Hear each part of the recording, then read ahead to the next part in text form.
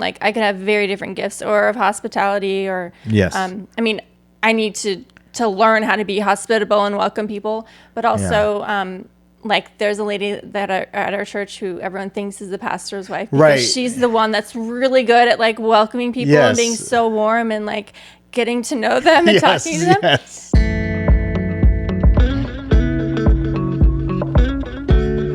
Hey, what's up, guys? Welcome to the Pastor and Wife podcast. We welcome you to hang out with us today. I'm Hansel. I'm Natalie. Okay, so today we are talking about the pastor's wife. Yeah. So this episode's about you. That would be me. Oh, man. So what do you think? Is it good being Finally a pastor's get to air wife? on my grievances and complain on my complaints. Well, I think it'll be a good, thing for people to see what it's really like being, the first lady of the house, some would say. I know some people call me the first lady. I think that's so strange, but Yeah. it's cute. Yeah, it's good. So I know we probably will have a part 2 to this, and because there's a lot to unpack. So take us way back. When did you realize you were going to be a pastor's wife? I've said before, I think I always knew that I was going to. Mm-hmm. Looking back, I mean, I didn't know that I was going to, but I kind of had a feeling, I was looking for a husband from the time I was 13 years old. Yeah. I was making my list like a good Christian girl. And I knew that I loved the local church. I grew up basically like from birth serving the church. Yeah. And so, my family has this huge value for serving the church, the local church. Mm-hmm. And so that's how I grew up. And so I knew that I wanted to do that. And I knew that I loved people, but I'm not the outgoing, type of person. So I figured I would love to marry someone who is really great with people and who loves people. And I could probably be a pastor's wife. So that's pretty much, most of my life I had kind of been okay with that. Wow. So that starts from basically the beginning. Yeah. Wow. Okay. Now that begs the question. Did anyone actually prepare you for this role? Like, did you have a mentor? Was there a book that you read or a conversation that you had? That's a really good question. We had talked, we have our podcast, and I'm really bad at remembering the names of our episodes. When we talked with Dave and Deb Crone, who had been married for 50-something years in ministry, for 35 plus years together. And I was realizing, and I told Deb, I was like, there's no seminary for pastors' wives. No, there isn't. Or if there is, let me know in the comments. There's no manual or handbook, right, to teach us what to do and how to be. So I think we're at a real disadvantage, I guess, if we didn't have anyone like directly like grooming us or mentoring us for that. And I think ideally, like, we would have another pastor's wife leading us through this, but I never really had that. So what did prepare me, however, and the reason why I wasn't just completely caught off guard and, what's the word? Just completely like disappointed in what we do is because I was raised kind of in a really unique way where my parents taught us like that we were not average, my sister and I. Yeah. We were leaders, whether we wanted to be or not. And they taught us like things like, we grew up half my life in a really small town in the Midwest. And so they're like, if people from my church see your car here and this other young man's car here and no other like whatever, like they're going to think something is going on, and like keeping up the appearance of holiness and of doing good. Yes. Not just, they're like, we trust you. We know you're not going to like mess around or do whatever, anything bad, but you have to realize like what you do, people watch. True. And people, and it's really true. I heard later in life, and I was kind of taught this all throughout my life, whatever a leader does in moderation, everyone else will do in excess. Yes, that is very true. 100% true. And so I was raised to live above reproach and to really pay attention to, I was always chosen. I don't know why. I was chosen like at 14 for like the student leader in youth group, and I'd always just serve the church, and I would really watch what people did, and I was just kind of raised in that way. Yeah. And so just to live with wisdom, to live above reproach, to live just with holiness, and to pay attention to what I do. Yeah. And that whatever I do sets an example for everyone else. Yeah, I can see how that's so important, especially when, people don't read their Bibles, they read their Christians. Right. And Christians read their leaders, right? Right. Yeah, they should read their Bibles, but yeah, it's okay to read your leaders too, because your leaders should be an example. Like Paul says, imitate me as I imitate Christ. So that's true. Now, with that, there's a lot of pressure with that, right? I never felt pressure growing up. I think I just had a really great family. I also I'm not really normal in the fact that I never wanted to be like anyone else. Oh, okay, that's and good. And so I didn't really care what other people of my age were doing. But I think also the thing that was really ground, into me growing up, it was in my family culture, was just that it was in our culture to serve. Yeah. And that serving, even if it's, doing sound or being up front or doing some background serving job, it's an act of worship. Yeah, true. And we have always served together as a family, from birth. Also, I was like the first to get to church and the last to leave. And my parents were never like pastor and pastor's wife, but, we always played that role. We always moved to a place where we already had a church to serve at. We never went church hopping. Like, it was so central to how we operated as a family, that we served God together. And as I grew older, I came to really love and to know in my heart that whatever I did for the church was truly an act of worship. That's really good, because it's true. Everything that you do it for the Lord, and especially when you're serving other people, because that's what church is about, love God and love people, really, as simple as that. Now, there's some pitfalls in being a leader in church. I know for sure, but for you, it's very unique, and you're my wife, and I love you, and I want people to know, the different struggles you may be going through. Have you ever felt lonely inside of the church because of your position? Oh, yes. Okay. Explain that if you I've can. said this before too, that it is very lonely. Yeah. And I really noticed this when you were ordained. I think it was a year before we got married. Yeah.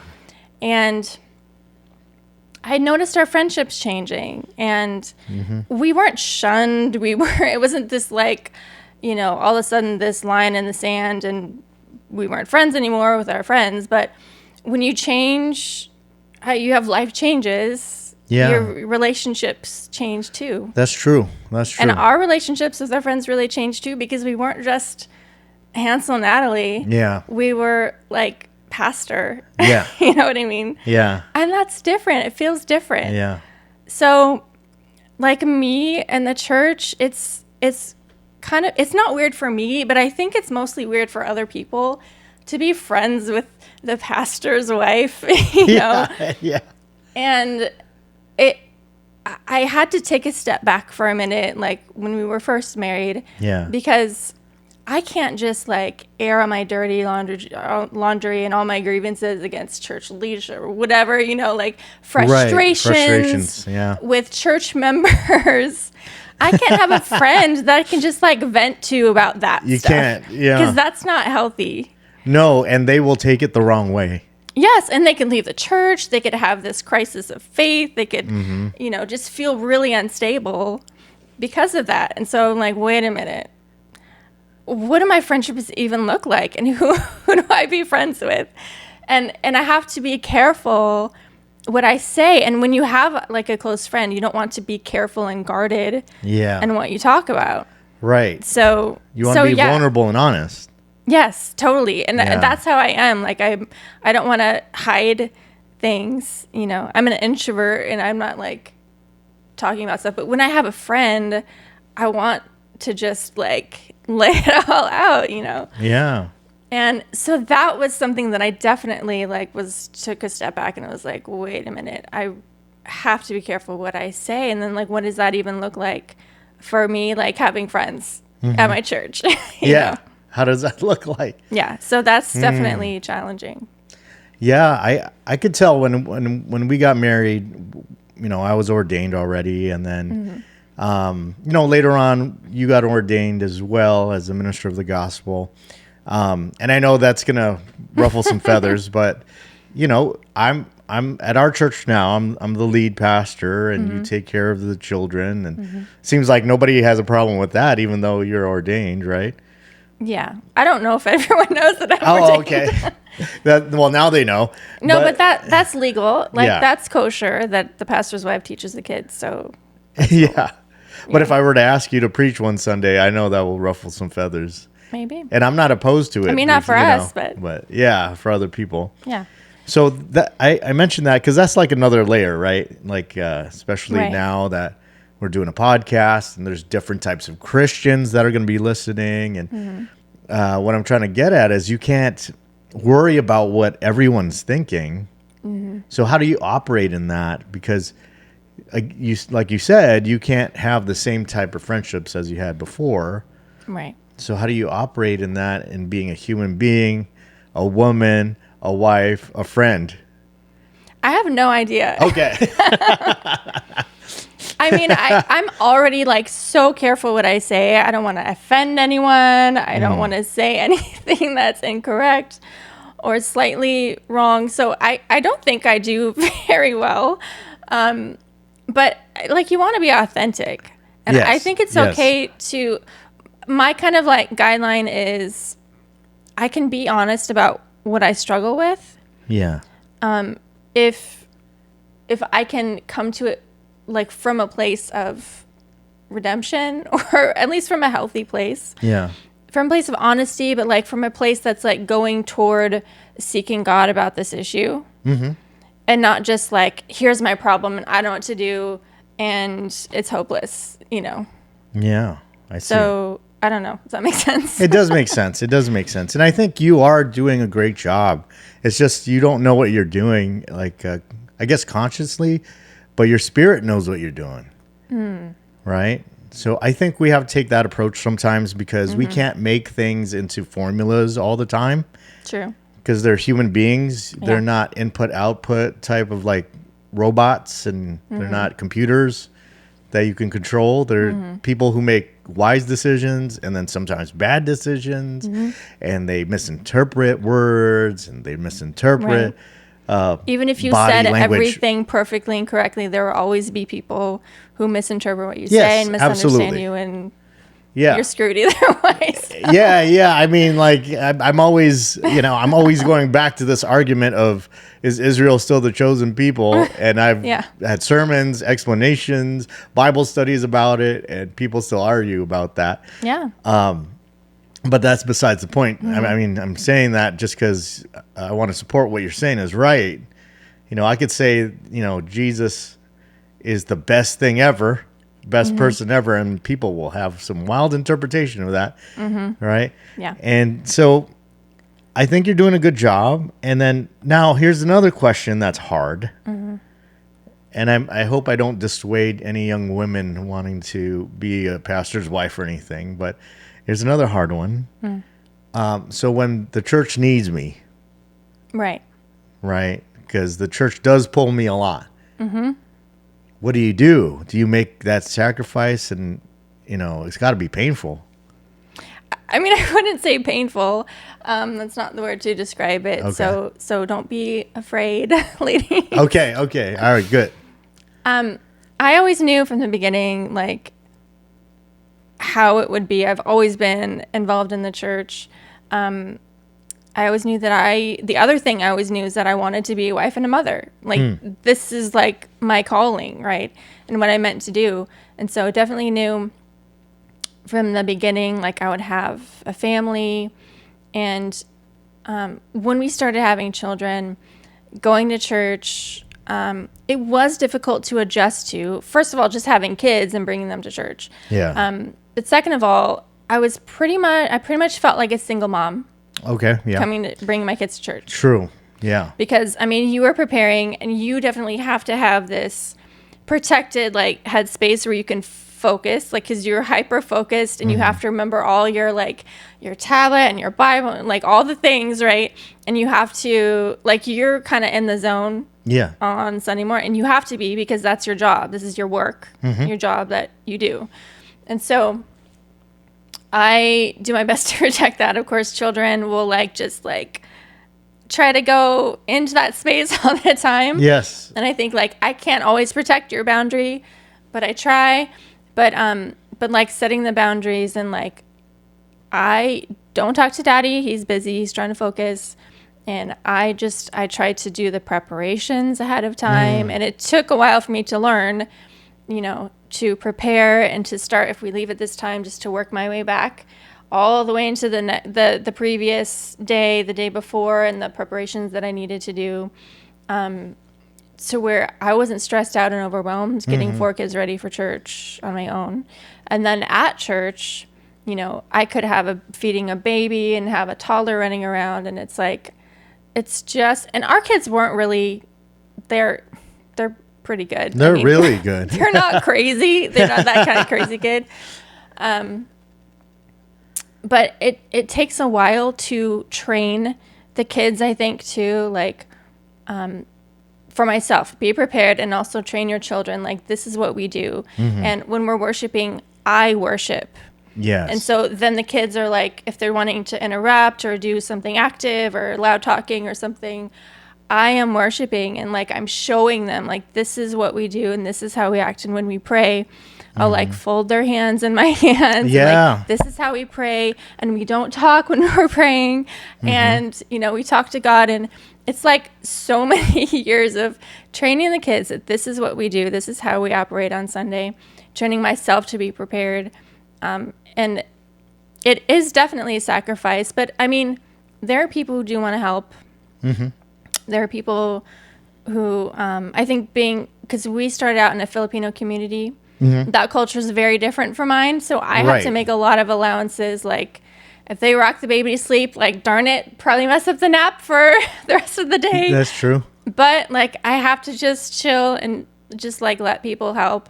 Yeah, that's true. And just take it whenever I can get it. If, your mom wants to help me, I'll maybe lose track of something, whatever. But I have to stay thankful for those things, because I did choose this. I very consciously chose this. Right. I chose motherhood, and I chose this, like, what we do, being in ministry. So. Yeah. I mean, it's something that people don't see. They just see you at church with the kids, and they say, wow, your kids are so good. And they pray and they sing when it's time to sing, and they go to their class. But I'm glad you showed how much effort it takes to be able to do that, because they think, oh, this comes natural, this and that. No, it's work. It's a lot of work. Yeah. It's my job too. Right. It is your job too. So, this is good for the church, especially our church. If they watch it, if you guys, watch our podcast, I hope so. I don't even know if they do. But is there a question that the church has never asked you that you would want them to ask you? I don't know. I think maybe like, how are you doing today? Okay.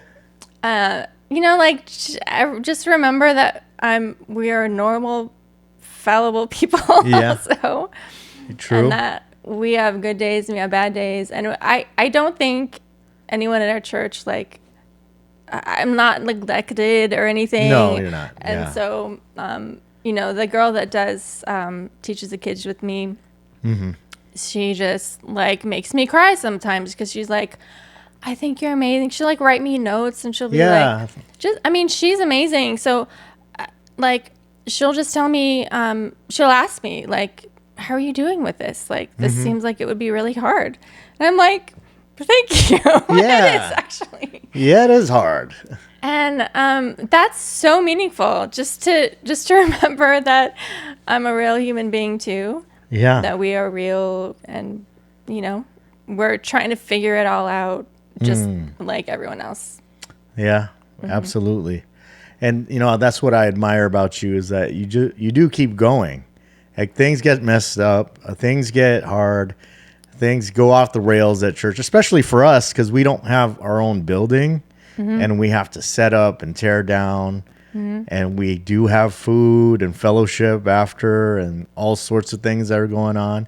And we have a very eclectic church where it's not just one culture now. There's many different kinds of people that come and there's a lot of moving parts and you're handling it really well. It's just amazing. I also don't do all of that. Well, yeah.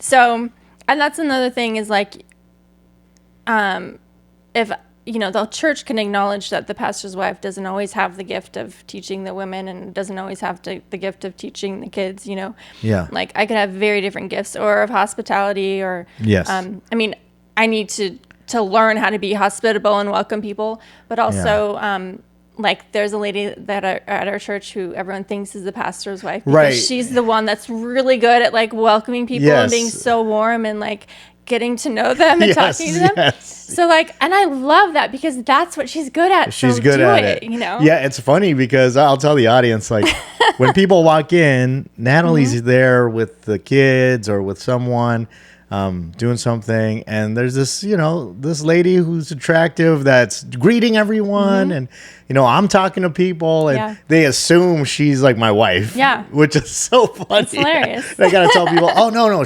that's so and so and she's amazing.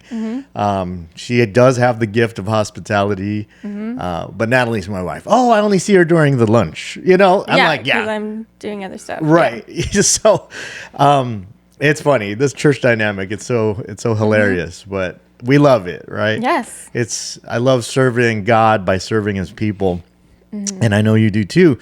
So I want to end this one. I think we should do another podcast on the pastor's wife and the pastor's marriage within ministry or something like that. Yeah, that'd be good.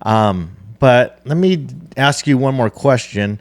If you could sit down with every congregation in America and say one thing about how they treat their pastor's wife, what would you say? I think that goes back to the question, I think just remembering that the pastor's wife is a normal person too. We have struggles and we're trying to figure things out. But that, we need friends and we need friendships also. Yes. And we do need people to care for us and to pay attention to our strengths and our weaknesses. True. And maybe you have a strength that we don't have that we could really appreciate for you to operate in. Okay. And for you to be, if you're like an acts of mercy person, then like maybe you could show us mercy too. You know what I mean? Yeah. So I haven't been mistreated by people in the church, and I've been supported and cared for and loved, and but we are unique human beings, and don't be guarded around us, and don't feel like you have to act a certain way or you have to be good or perfect. Don't think that we're perfect. Yes. But we need friendships and we need people to like break into our lives, true. Because I can get really task oriented and I'm thinking about all the things that need to be done, but just stop me, or stop your pastor's wife and just tell them how much you appreciate them and ask if maybe you can, take them out to coffee or something, or come to their house and hang out if they have little ones or whatever. Like don't let there be a wall. Right. Awesome.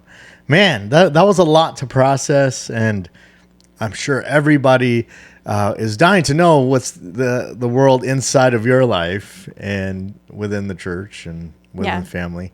So we'll do a part 2 to this. Let's do part 2. Because there's a lot more there. And I like the fact that you are vulnerable enough to say that you do get lonely and that you need to be considered as a human being. Yeah. Because I feel the same way sometimes. Yeah, you know? I know. And ministry is hard, but here's the thing. A lot of times this isn't said, and maybe I should say it more publicly for sure. But thank you. Thank you for being Natalie, being the pastor's wife, being the children's and women's pastor as well. All the hats you wear is just amazing.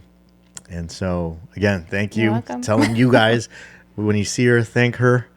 She does a lot. So, yeah. I don't feel like I could do very much, but, we'll talk more in the next part 2. We'll talk more, you guys. So, remember, please like and subscribe if you got all the way to the end of the video. Love you guys, and we'll see you in the next one. Godspeed and God bless. Bye. Bye.